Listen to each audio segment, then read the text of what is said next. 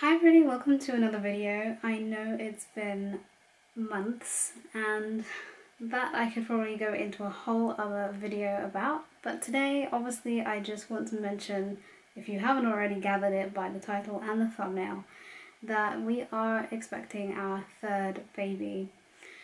This has been a huge surprise and I'm actually 18 weeks and I've known about it since about 5 weeks. It's just taken me a long time to process and to actually get around to making a video about it.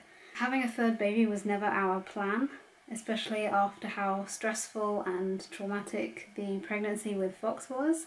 Although initially the thought of not having another baby was something that made me feel quite sad, I actually came around to the idea and I had more or less decided that 2 was enough and really didn't like the idea of having any more when I discovered that I was pregnant. I'll tell you how we found out, and I will mention here that this probably deserves a trigger warning for miscarriage. I don't know whether truly it does, but I figured it's the sensitive thing to do is just to warn people ahead of time that I will be mentioning it. Just before the summer holidays, around the end of July, I had been feeling a little off. I knew that I had a test left from when I had taken pregnancy tests before, so I decided to take it, and all the while I was telling myself that I was just being silly and paranoid and that it was going to be negative. But I watched it and it went positive really quickly. So there was no two ways about it, I was definitely pregnant. I told John when he got home from work that day and he was excited, although surprised. I was having a lot more difficulty with this idea of another baby. I had a lot of mixed feelings and mixed emotions about this. It wasn't what I wanted, I didn't know if I could cope with another baby. The whole genetics thing really worried me, and does still to some extent. From my calculations, I figured I could be only about 4 or 5 weeks, but also given the fact that it came up positive very quickly told me that this was at least a few weeks in. The interesting thing to note here is that I hadn't actually come on my period yet since having Fox, so my last menstrual period was 2016, August. Which definitely has raised a few eyebrows a few times when I've had to mention this to doctors and nurses. However, I had been keeping a log of a few things because I had noticed that some old patterns were sort of emerging, and I thought that perhaps I could be coming on to my cycles again very soon. So I had to make an appointment with the GP to book in with the midwife, which was really weird and totally old-fashioned. I haven't had to do that before, and when I actually got around to doing it, it didn't seem like a particularly good use of time or money. I had to wait 2 weeks to get an appointment to see the doctor. The day before I saw the doctor, I was eating breakfast, it was a normal day, and I suddenly felt very wet, and I figured I'd finish my breakfast and then go deal with it, which would only take a couple of minutes. When I stood up, I felt more liquid and quite literally something fall out of me. Fortunately, I wasn't on my own. John was there and he was able to get me fresh underwear and my cloth pads. There was a lot of blood and there was also quite a lot of tissue. It all came in like a very neat sort of small citrus fruit size, though it wasn't really like in pieces or anything, it was just complete. So naturally I assumed that I was experiencing an early miscarriage and that the pregnancy had ended itself. I went along to the doctor's surgery the next day anyway for my appointment because I wasn't sure if there might be some kind of protocol to follow. When I told him, he was confused as to how I knew that I was more than sort of 4 or 5 weeks along. By this point I was more like 7 weeks, and I explained that I had kept a log, and this is, for me, normal practice. He seemed to think it was really strange. He felt that based on the fact that I hadn't had a period before getting pregnant that I should perhaps think about having an ultrasound, or he said I could wait a week, take another test, and if it was still positive, go along for an ultrasound. I opted for the second option, mostly because the idea of getting childcare and everything and fitting it in around everything else was kind of a hassle. So I waited another week. By this point I'm 8 weeks pregnant.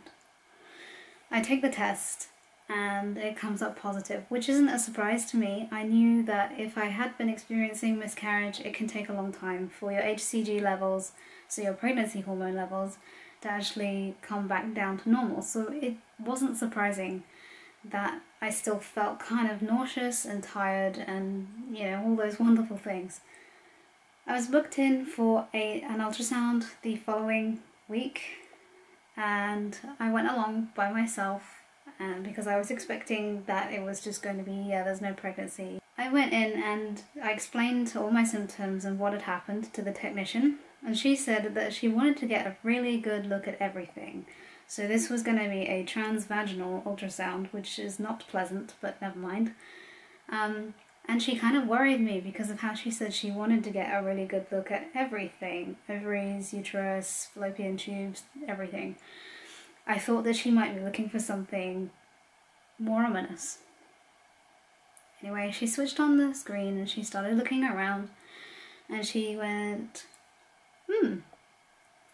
which is not a noise that you make when something is wrong. And she said, well, you're still pregnant.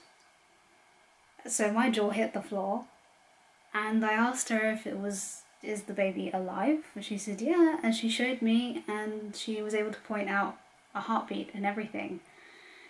And she told me that I was 9 weeks and 2 days pregnant. And I just kind of like started laughing because I think I was in shock and I didn't know what else to do. Kind of nervous laughter.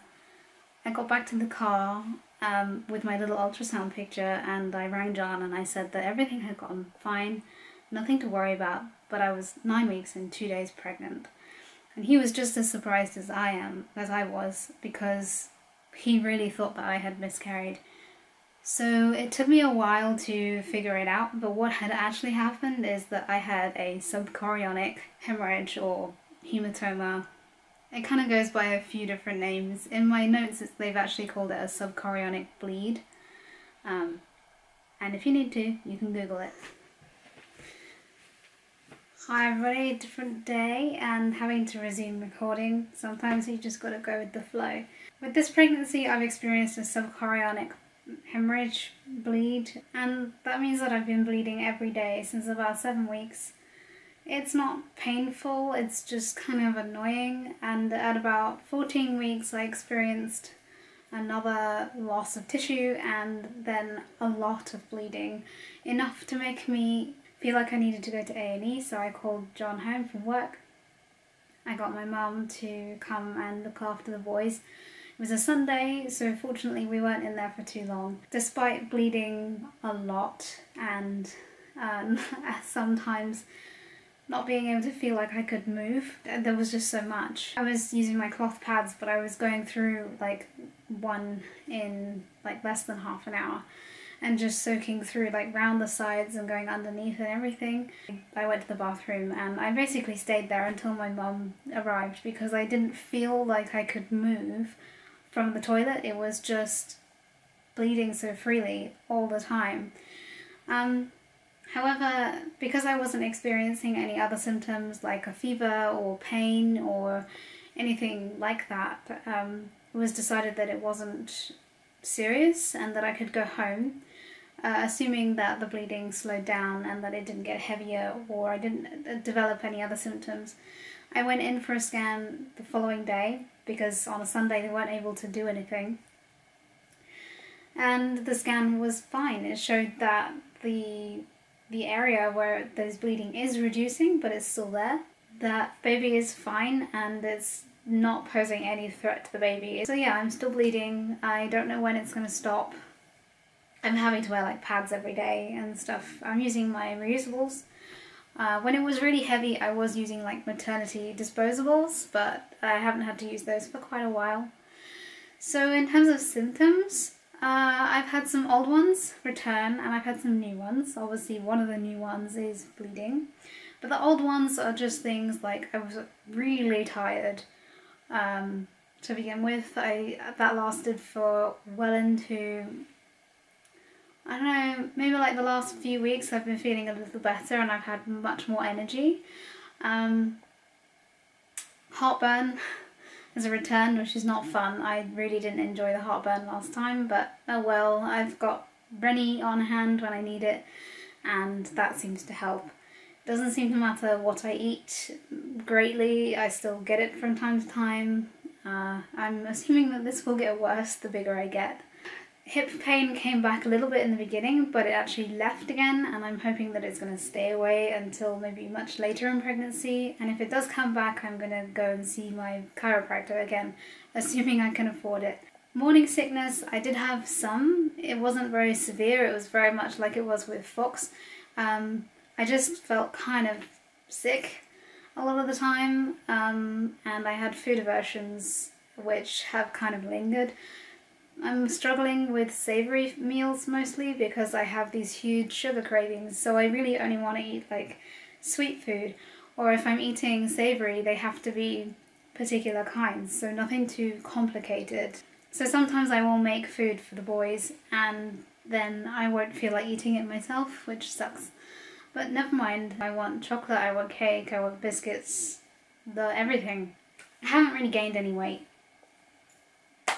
This seems to be the way that I do pregnancy. I just don't really gain any weight. It was one of the earliest things that I had, which I didn't realise was a symptom, was nipple pain.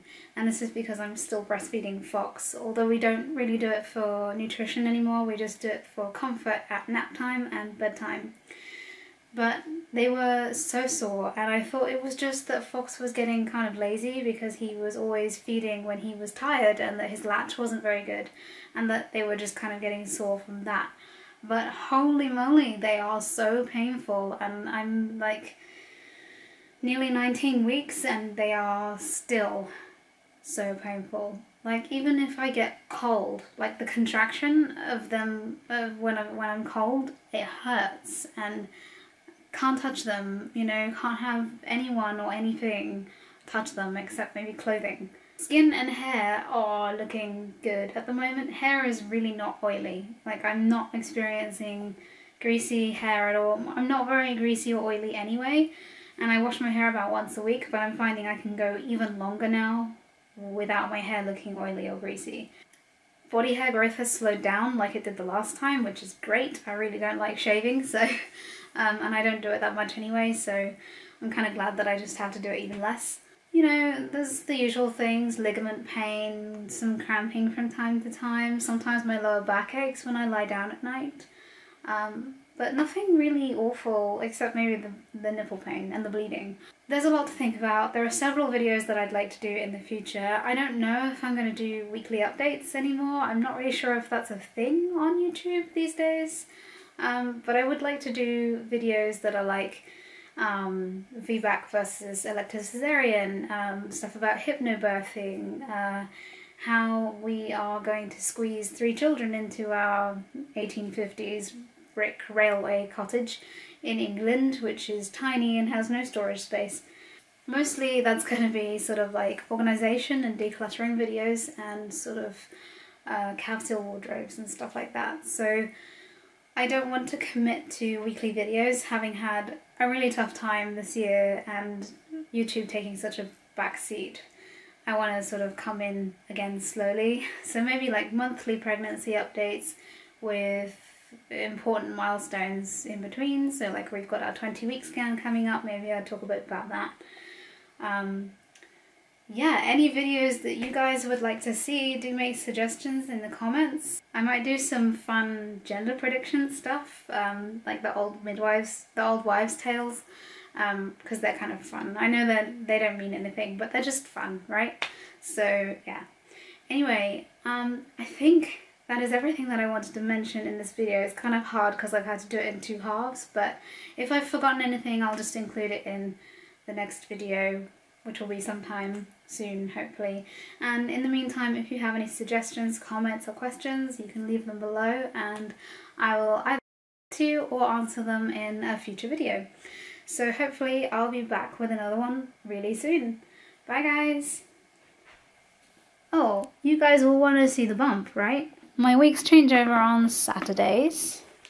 And yes, I'm doing the hair tie and the jeans. But yeah, this is almost 19 weeks. I showed super early with this one from like 9 weeks. But I don't feel huge. I feel like I'm probably a comparable size to last time. And no stretch marks, but my belly button popped out really soon. And I don't really know how like my diastasis recti will hold up, considering that it hasn't been as long between pregnancies and stuff. But I'm going to do my best to support it as much as I can. But yeah.